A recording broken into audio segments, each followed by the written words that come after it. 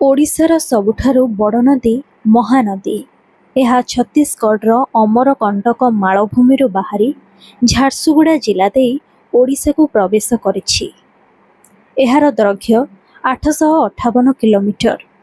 ଏହା ପାରାଦୀପ ନିକଟସ୍ଥ ଦକ୍ଷିଣରେ ବଙ୍ଗୋପସାଗରରେ ଯାଇ ପଡ଼ିଛି। ଏହା ହେଉଛି ଭାରତର ଷଷ୍ଠ ବୃହତ୍ତମ ନଦୀ। ଓଡ଼ିଶାରେ ଏହାର ଦୈର୍ଘ୍ୟ ରହିଛି 494 କିଲୋମିଟର। ବୌଦ୍ଧ ଜିଲ୍ଲାର ସୁନାଖଣିଆରୁ ଦଶପଲ୍ଲାର ବଡ଼ମୂଳ ଘାଟି ମଧ୍ୟରେ ଏହା ଏକ ଗଭୀର ଗଣ୍ଡ ସୃଷ୍ଟି କରୁଛି, ଯାହାକୁ ସାତକୋଶିଆ ଗଣ୍ଡ କୁହାଯାଏ। ଓଡ଼ିଶା ଭିତରେ ତେଲ ଓ ଇବ୍ ହେଉଛି ମହାନଦୀର ଦୁଇଟି ମୁଖ୍ୟ ଉପନଦୀ। ଏହାର ଶାଖା ନଦୀମାନେ ହେଲେ କାଠଯୋଡ଼ି, କୁଆଖାଇ, ବିରୁପା, ଦେବୀ, ଦୟା, ଭାର୍ଗବୀ, କୁଶଭଦ୍ରା, ଚିତ୍ରୋତ୍ପଳା, ଧନୁଆ ଓ ଲୁଣି ନଦୀ। ମହାନଦୀର ସବୁଠାରୁ ଗଭୀର ପାଣି ଥିବା ଜାଗା ହେଉଛି ଏହି ସାତକୋଶିଆ ଗଣ୍ଡ। ତେବେ ପୁରାଣ ସହ ମଧ୍ୟ ଏହି ମହାନଦୀର ସମ୍ପର୍କ ରହିଛି। ପୌରାଣିକ ଗ୍ରନ୍ଥରେ ମହାନଦୀର ନାମ ଉଲ୍ଲେଖ ଅଛି।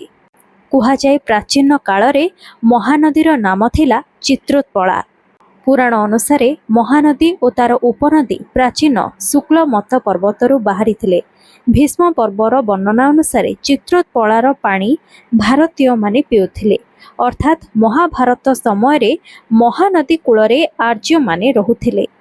ଯେହେତୁ ଏହା ଓଡ଼ିଶାର ସବୁଠାରୁ ବଡ଼ ନଦୀ, ତେଣୁ ଏହାର ଜଳସ୍ରୋତ ମଧ୍ୟ ଅଧିକା। ବନ୍ୟା ନିୟନ୍ତ୍ରଣ, ଜଳ ବିଦ୍ୟୁତ୍ ଉତ୍ପାଦନ ଓ ଜଳସେଚନ ଉଦ୍ଦେଶ୍ୟରେ ହୀରାକୁଦଠାରେ ଏକ ଡ୍ୟାମ୍ ଓ ଜୋବ୍ରାଠାରେ ଏକ ବ୍ୟାରେଜ୍ ନିର୍ମାଣ କରାଯାଇ କୃତ୍ରିମ ଜଳଭଣ୍ଡାର ଏନେଇ ସୃଷ୍ଟି କରାଯାଇଛି। ତେବେ ମହାନଦୀ ବେସିନ୍ର ସମୁଦାୟ ଜଳ ସଂଗୃହୀତ କ୍ଷେତ୍ରଫଳ ମଧ୍ୟରୁ 54% ଛତିଶଗଡ଼ରେ ଥିବାବେଳେ ବାକି 46% ଓଡ଼ିଶାରେ ରହିଛି। ମହାନଦୀ ବର୍ଷା ଋତୁରେ ଗଙ୍ଗା ସମାନ ଜଳ ନିଷ୍କାସନ କରିଥାଏ, ତେଣୁ ଏହା ହେଉଛି ଓଡ଼ିଶାର ସବୁଠାରୁ ବିପଦପୂର୍ଣ୍ଣ ନଦୀ। ଖରାଦିନେ ଏହା ଶୁଷ୍କ ହୋଇ କ୍ଷୀଣ ହୋଇଯାଏ। ଓଡ଼ିଶାରେ ବନ୍ୟା ସୃଷ୍ଟିର ମୁଖ୍ୟ କାରଣ ସାଜୁଥିବାରୁ 1953 ମସିହାରେ ହୀରାକୁଦ ନଦୀବନ୍ଧ ସ୍ଥାପନ ହେବା ପୂର୍ବରୁ ମହାନଦୀ ଓଡ଼ିଶାର ଏକ ଦୁଃଖ ଭାବେ ଅଭିହିତ ହେଉଥିଲା। ହୀରାକୁଦ ନଦୀବନ୍ଧକୁ ଆଗମନ ହେଉଥିବା ମହାନଦୀ ଜଳର ହାରାହାରି ମାତ୍ରା 44,773 ଅୟୁତ ଘନମିଟର। ଏଥିରୁ 35,308 ଅୟୁତ ଘନମିଟର ଜଳ ବା 90% ଜଳ ଛତିଶଗଡ଼ରୁ ଆସିଥାଏ। ଛତିଶଗଡ଼ 9,000 ଅୟୁତ ଘନମିଟର ଜଳ ନିଜ ଶିଳ୍ପ ଓ ଅର୍ଥନୈତିକ ଅଭିବୃଦ୍ଧି ପାଇଁ ବ୍ୟବହାର କରିଥାଏ।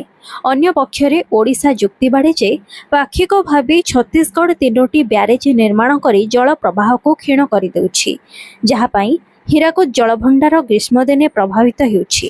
ପୁରାତନ କାଳରୁ ମହାନଦୀ ଜଳ ଓଡ଼ିଶା ବ୍ୟବହାର କରିଆସୁଥିବାରୁ ମହାନଦୀ ଜଳ ଉପରେ ଓଡ଼ିଶାର ସମ୍ପୂର୍ଣ୍ଣ ଅଧିକାର ଅଛି ଏବଂ ଛତିଶଗଡ଼ର ଯୋଜନାବଦ୍ଧ ଜଳଧାରା ପରିବର୍ତ୍ତନ ଓଡ଼ିଶାର କୃଷି ଓ ଅର୍ଥନୀତି ଉପରେ ଖୁବ୍ ଗଭୀର ଭାବେ ପ୍ରଭାବ ପକାଇବ। ଛତିଶଗଡ଼ ଯୁକ୍ତି କରେ ଯେ ଉପର ମୁଣ୍ଡରେ ବ୍ୟାରେଜ୍ ମହାନଦୀ ଜଳର ସମାନ ବଣ୍ଟନ କରିବ, ଯେଉଁଥିପାଇଁ ଛତିଶଗଡ଼ ଏଯାବତ୍ ଚିନ୍ତା କରିନଥିଲା। ତେବେ ମହାନଦୀ ଜଳ ଉପରେ ତାହାର ମଧ୍ୟ ସମାନ ଅଧିକାର ଅଛି। ଏଥିରୁ ହିଁ ମହାନଦୀ ଜଳ ବିବାଦର ସୂତ୍ରପାତ ହୋଇଥିଲା। ଛତିଶଗଡ଼ ଓ ଓଡ଼ିଶା ମଧ୍ୟରେ ହୀରାକୁଦ ଜଳଭଣ୍ଡାରକୁ ଜଳପ୍ରବାହ ଉପରେ ବୁଝାମଣା ନାହିଁ ବୋଲି ଜଣାଯାଏ। ଏନେଇ ଓଡ଼ିଶା ତରଫରୁ ଥରକୁ ଥର ମହାନଦୀ ବଞ୍ଚାଅ ବିକ୍ଷୋଭ ମଧ୍ୟ ହୋଇଥିଲା। 2016 ମସିହା ଶେଷ ସୁଦ୍ଧା ଏହାର କୌଣସି ସମାଧାନ ହୋଇପାରିନଥିଲା। 2017 ମସିହା ବେଳକୁ ବିଜେପି ଓ ବିଜେଡି ମଧ୍ୟରେ ରାଜନୈତିକ ବିବାଦ ବଢ଼ିବା ସହିତ ଓଡ଼ିଶା ସରକାର ଓ ଛତିଶଗଡ଼ ସରକାରଙ୍କ ମଧ୍ୟରେ ମହାନଦୀକୁ ନେଇ ଜଳ ବିବାଦ ଘନୀଭୂତ ହୋଇଥିଲା। ଏଥିସହ କେନ୍ଦ୍ର ନିକଟରେ ଓଡ଼ିଶା ସରକାର ଜଳ ବିବାଦ ସମାଧାନ ପାଇଁ ଗୁହାରି କରିଥିଲେ। ଛତିଶଗଡ଼ ଦ୍ୱାରା ମହାନଦୀର ଉପର ମୁଣ୍ଡରେ 6ଟି ନିର୍ମାଣାଧୀନ ବ୍ୟାରେଜ୍ର କାମକୁ ରୋକିବା ପାଇଁ ଓଡ଼ିଶା ତରଫରୁ ଏକ ପତ୍ର ମାଧ୍ୟମରେ ଦାବି ମଧ୍ୟ କରାଯାଇଥିଲା। ତେବେ 2018 ମେ 16ରୁ ମହାନଦୀ ଉପକୂଳବର୍ତ୍ତୀ 15ଟି ଜିଲ୍ଲାମାନଙ୍କରେ ଲୋକଙ୍କୁ ସଚେତନ କରିବା ଉଦ୍ଦେଶ୍ୟରେ ବିଜେଡି ତରଫରୁ ମହାନଦୀ ବଞ୍ଚାଅ ଆନ୍ଦୋଳନ ଡାକରା ଦିଆଯାଇଥିଲା। ତେବେ ଆଶା ଅଛି ଆମ ଓଡ଼ିଶାର ସର୍ବବୃହତ୍ତମ ମହାନଦୀ ବିଷୟରେ ଆଜିର ଏହି ଇନଫର୍ମେସନଟି ଆପଣଙ୍କୁ ଭଲ ଲାଗିଥିବ। ଯଦି ଆଜିର ଏହି ଭିଡ଼ିଓଟି ଆପଣଙ୍କୁ ଭଲ ଲାଗିଛି ତେବେ ଏହାକୁ ଲାଇକ୍ କରନ୍ତୁ ଏବଂ ଖୁବ୍ ମାତ୍ରାରେ ସେୟାର କରନ୍ତୁ। ମହାନଦୀକୁ ନେଇଥିବା ଏହି ଭିଡ଼ିଓଟି ଆପଣଙ୍କୁ କିଭଳି ଲାଗିଲା ମୋତେ କମେଣ୍ଟରେ ନିଜ ଫିଡ଼ବ୍ୟାକ୍ ନିହାତି ଜଣାନ୍ତୁ। ଆମ ଦେଶ ଦୁନିଆ ତଥା ରାଜ୍ୟ ସହ ଜଡ଼ିତ ଏଭଳି ଅନେକ ଇନଫର୍ମେଟିଭ୍ ଭିଡ଼ିଓ ଯଦି ଆପଣ ଦେଖିବାକୁ ଚାହୁଁଛନ୍ତି ତାହେଲେ ଆଜି ମୋ ଚ୍ୟାନେଲକୁ ସବସ୍କ୍ରାଇବ୍ କରନ୍ତୁ।